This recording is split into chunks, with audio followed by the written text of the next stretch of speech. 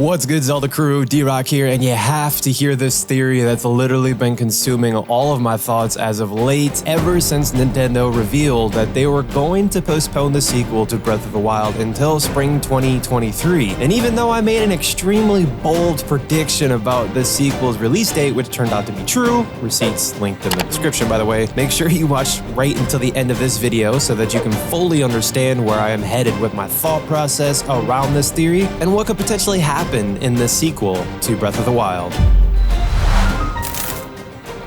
So, Nintendo has delayed the sequel into 2023, right? And by now, hopefully you have seen this announcement. Please tell me you've seen this announcement. Despite the sequel being delayed and it being quite literally a split down the middle as far as Zelda fans liking or not liking the final call from Nintendo, they did leave us with some juicy new footage of the game, and I'll definitely be sure to leave that linked below as well. Now keep in mind it's very short, but it's totally worth it in my opinion. The video in which Nintendo announced the delay included the brief clip of Link examining the damaged Master Sword, which to me strongly suggests that we will be restoring the Blade of Evil's Bane back to full power, much like we did in The Legend of Zelda Skyward Sword. The Legend of Zelda Breath of the Wild 2 may be all about the Master Sword, and I do think that would be super interesting, although it would be far from the first game of its kind, right? Hint, hint.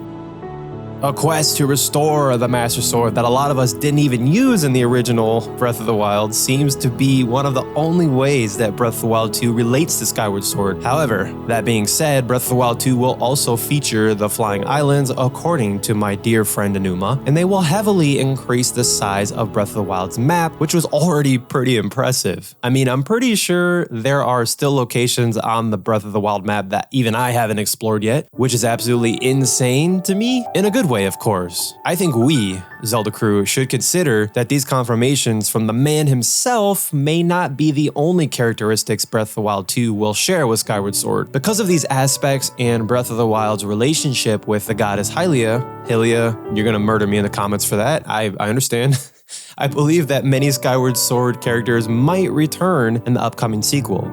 Breath of the Wild 2's dark and mysterious plot seems like it could provide a wealth of opportunities for familiar Zelda faces to make an unexpected appearance. Breath of the Wild 2, for the most part, seems to have done literally everything but confirm that the Master Sword Spirit Fi, however you say it, will appear in some shape or form. In the new footage that was revealed, the Master Sword is glowing blue, quite majestically, I might add, much like it did in The Legend of Zelda Skyward Sword, as well as in one of the memories in the original Breath of the Wild. Since Fi is quite literally the essence of the Master Sword itself, I think it would be extremely hard to tell another story about the sword without letting Fi herself be as involved as she deserves to be.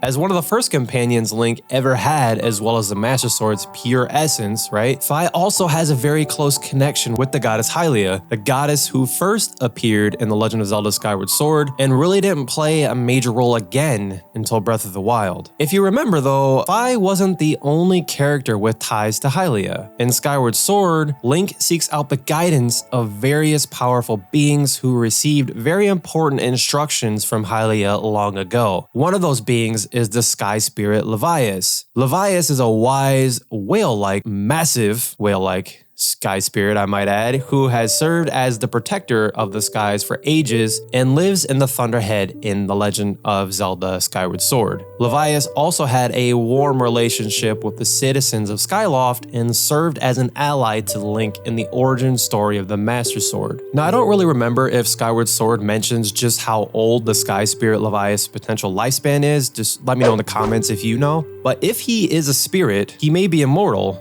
much like Fi. My theory here is that maybe Levias has been living in the skies somewhere above Hyrule for thousands and thousands of years, becoming even more wise over the course of those years. Does that make sense? I'm thinking that Breath of the Wild 2's new floating islands and the threat of malice from Calamity Ganon could cause Levias to come out of hiding, for lack of a better word, to help Link once again. Putting the Sky Spirit aside for just 1 second here, Skyward Sword also features 3 dragons who had ties to Hylia and learned parts of the Song of the Hero to pass down to Link. I think that the legendary dragons Farron, Eldin, and Lanayru have even more wisdom to share with Link, especially now that their goddess Hylia has regained notability. I don't think that the dragons could be as immortal as a spirit like Fi or Levias, but there are plenty of ways that Breath of the Wild 2 could give Farron, Eldin, and Lanayru new roles in the next game. Some examples here could be giving Link the ability to travel across time, allowing Link to appear in the afterlife for a specific unknown reason, or potentially even by passing down their wisdom through descendants. I truly believe that the dragons of Skyward Sword are going to play a crucial role in Breath of the Wild 2. I feel also that there's an endless amount of roles that characters from Skyward Sword could play in the Breath of the Wild sequel as well. For example, after watching the latest trailer for the sequel for, I don't know, like the quadbillionth time. Does that word even exist? Probably not.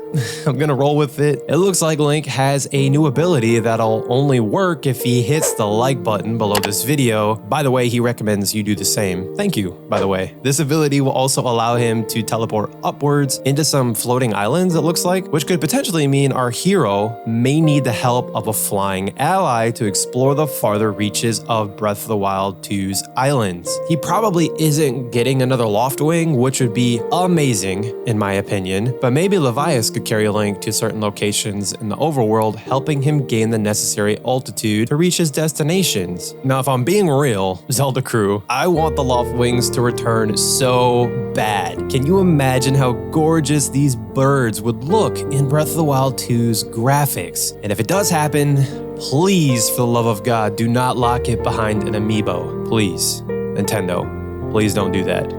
Aside from navigating the sky, any returning Skyward Sword characters will naturally get involved in the journey to restore the Master Sword. Not only could Fi guide Link as she has before, but Levias and the other Skyward Sword dragons might have some wisdom to share thanks to their close ties to Hylia, which we talked about a little bit before. The goddess rarely communicates with Link directly. That would actually be pretty cool to see in the sequel, but it would make plenty of sense if she passed on wisdom to Link through challenges and trials that Levias and the 3 dragons maintain. Even if they don't guide Link to repairing the Master Sword completely, they could sort of be the source that guides Link to the Triforce instead. These characters that we talked about today could be excellent sources of new skills in Breath of the Wild 2 as well. Link has a magical new arm in the sequel that gives him additional powers, and while some of that magic is likely something that will be a brand new experience for us Zelda crew, characters like Levias might be able to teach Link special techniques that change up the combat flow and exploration in Breath of the Wild 2. Levias and the dragons are all masters of specific elements, right?